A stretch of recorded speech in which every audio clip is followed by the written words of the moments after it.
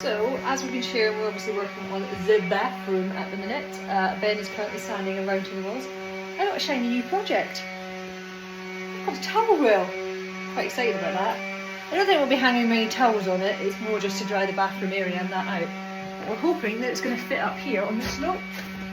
So we kind of go in. Let me just get my kids are in the van because computer gaming. So that's kind of going to sit up there. Like that. Obviously it will sit off the wall a little bit, but it will provide some heat, which means we can use the bathroom for drying wet jackets if we're in the UK and it's wet and pouring down like it is today. Wetsuits. If we don't want to use the tumble dryer and the washing machine.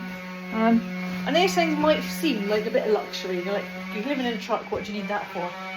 That's precisely it, isn't it? We're going to be living in it, so we do need some stuff. Like the heating system, the underfloor heating, all the snazzy lights we put in, the washer dryer. As a family of 4, it needs to be practical for us as well. So yeah, I'm looking forward to this. Is going to be fitted today. I think we're going to stain, get all the wood sanded and routed, and that'll all get stained, so we'll be able to actually build the bathroom walls up. And then we're going to cut the holes for the kids' bunk beds, and then Ben's got a whole load of plumbing and some wiring to do in the bathroom. And then we'll get the bunk beds done. Once they're done, then we can get the wiring through and start building the kitchen. So yeah, it is coming together bit by bit. Everything just takes so long, and every single piece of wood has to be cut, measured, probably recut, measured, dry fitted, then taken out, and then it's all sanded, and it's all routed, rotored. Yeah, put a fancy edge on it so it doesn't hurt. Then it has to be stained, and then it gets resanded, possibly rerouted depending on the on how it's been impacted, and then it gets stained again. Then it gets brought in and dry fitted, and then it gets slid out, and then the glue and everything will go in to refit it. So yeah, lots of in out, repetitive stuff. But rooms are starting to come together, and sections are starting to come together. So when we get the bathroom done and the plumbing in, then we'll start working on the kitchen units. On the base units first, so that we can get all the utensils, the appliances in, and start running the wires, so that we can get all of these wires have all got to go round here, and either into the garage or underneath all the seating. And we need to get the seating area in to allow us to get the hot water tanks and things sorted. But to get the seating in, we need the water tank, which Ben's currently designing. So yeah, one job always leads to another. So yeah, we'll update you again on the next video. So we have fitted the towel rail. Not really. It's in position. It's not where I said it was going to go. It has been, but Ben has fitted it. He's spent the last little while fitting the towel rail. Wow, temporarily. Although it looks low on the right, but there's too many lines to go from. That's annoying. That is annoying. And we also have our shower control thing in the position. It's really difficult to choose where to put it because there isn't. There's not much room. So we are squeezing a lot into that little room. Who else has a shower, a toilet, a washing machine, tumble dryer, and a towel rail in a room that's probably smaller than a cloakroom in a house? But multifunction, multi-purpose, like everything has to be. So yeah, we've got our little shower controller here, on and off, temperature. The pipes and everything will come into here. They're going to all cut through here. Then they're going to come round out here, and they will all be put in boxing, like right in the corner.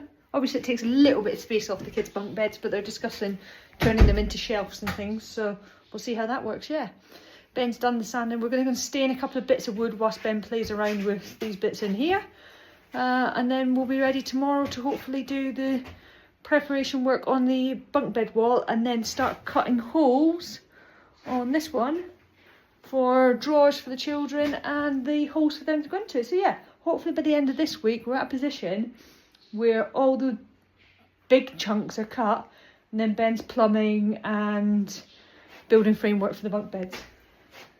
And the water tank design's done. The water tank design is done, yes. It's probably still got to be tweaked. Version 1's done.